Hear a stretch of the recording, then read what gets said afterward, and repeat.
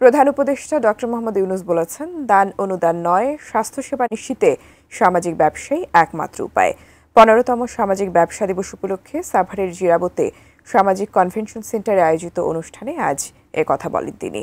এবার দিবসটির প্রতিপাদ্য ধরা হয়েছে সবার জন্য স্বাস্থ্যসেবা নিশ্চিতকরণে সবচেয়ে কার্যকর পথ হল সামাজিক ব্যবসা।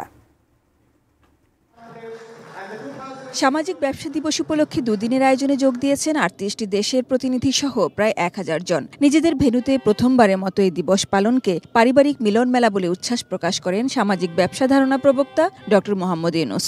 So this is the occasion that brings us excitement back to us.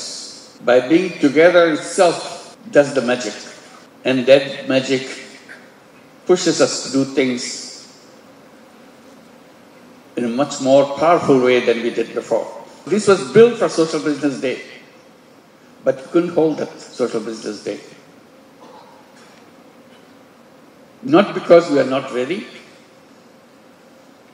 because government will not allow to make it happen.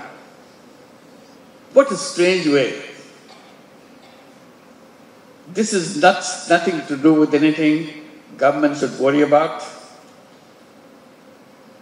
But we are not allowed to hold this. So this is the first time we are holding Social Business Day.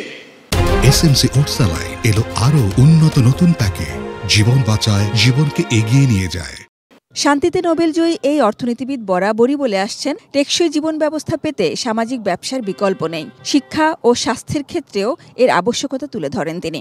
Healthcare has to come from that angle.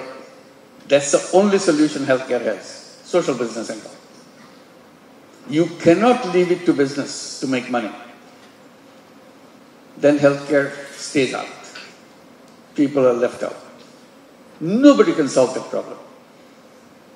If you leave it to charity, you cannot solve it. Only solution is social business solution. প্রধান উপদেষ্টা বলেন, চলতি সভ্যতা শুরু হয়েছে স্বার্থপরতায়, যাচ্ছে ধ্বংসের দিকে। চলমান যুদ্ধ পরিস্থিতি দূর করে সুন্দর পৃথিবী গড়ার আহ্বান তার। We don't want to go to big cloud caves. We want to dream. We don't give up dreams. We want to build a new world for us. That's what the human beings are all about. Yunus centre এবং গ্রামীণ group জানিয়েছে, সামাজিক ব্যবসা দিবস আয়োজনের লক্ষ্য জ্ঞান, অভিজ্ঞতা ও উদ্ভাবনের একটি বৈশ্বিক সমন্বয়।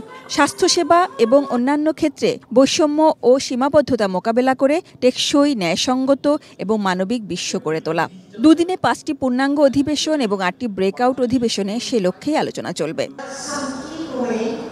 Sajida Sweety, ATN news, Dhaka.